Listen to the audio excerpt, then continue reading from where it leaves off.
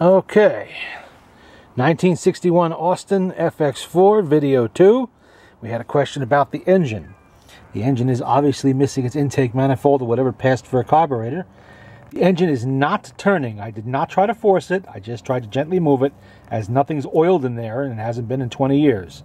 So maybe it's stuck, maybe it's blown, or maybe it just stuck from not having an intake for so long and some of the valves are sticky. I don't know.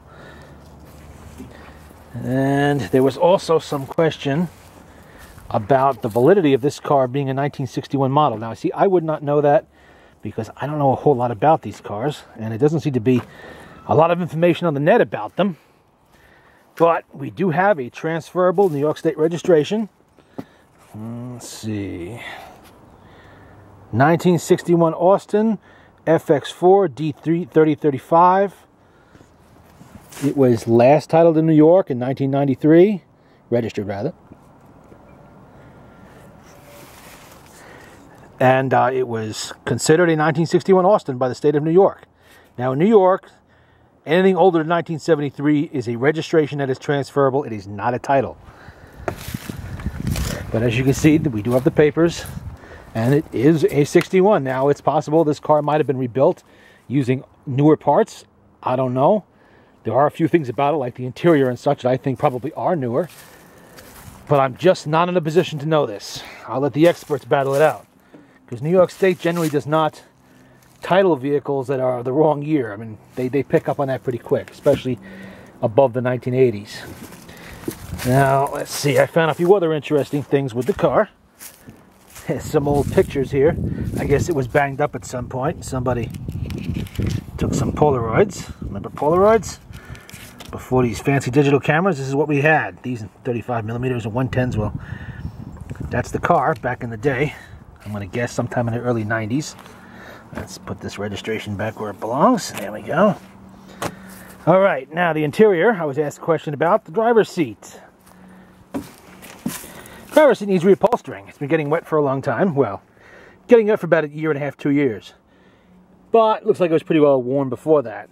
You can see it needs reupholstering, but it's still pretty solid. It's not about to collapse. It'll hold even my weight. And as you can see, it is a left-hand drive.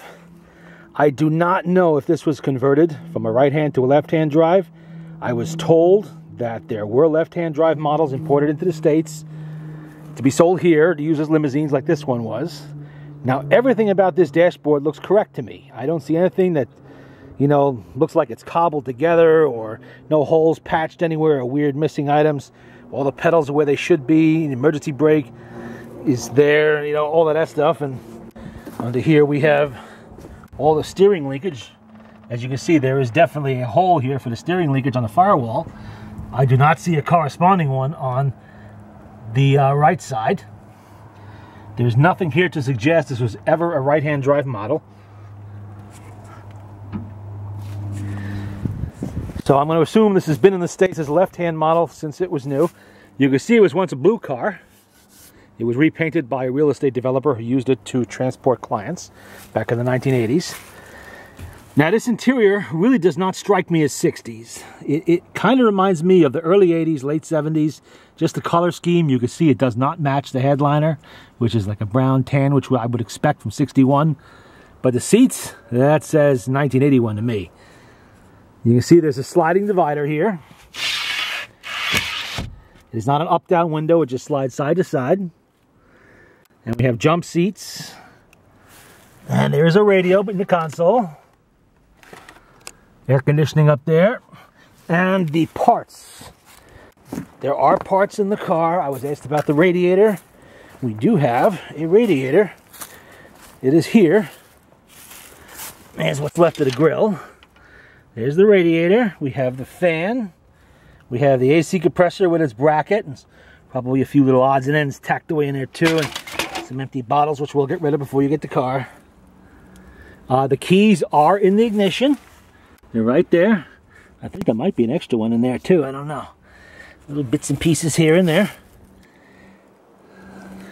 It's a remarkably solid car for its age. I'm told that these have a habit of rusting out. But the undercarriage that I showed in the last video is very solid. Listen to how that door closes. Reminds me of an American car from the 50s.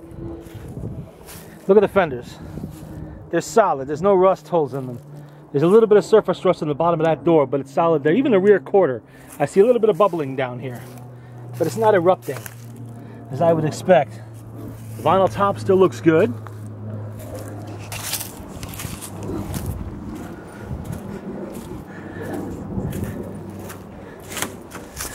Even this door. The good doors, they're all good at the bottom.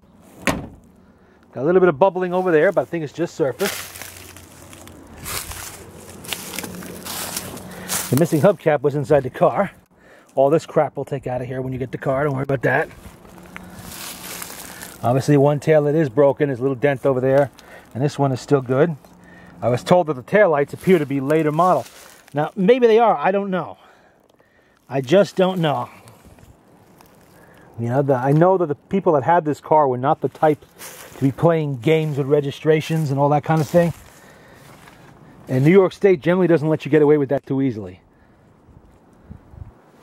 There's no catalytic converters on this, which there would be on any car from the States, at least in the 1980s, mid to late anyway. And just everything about this car mechanically just looks to me 60s. You know, old, except those electric fans. They could have been added later. But like I said, I don't really know these cars. I don't know. So you buy it. You know what it's titled as. I showed you the registration. You make up your own mind. Keep it the way it is. Try to restore it as a 1980s car or 70s or whatever it might be. I don't know. But that's the story so far. How do I turn this off now? Damn it. I did this a minute ago.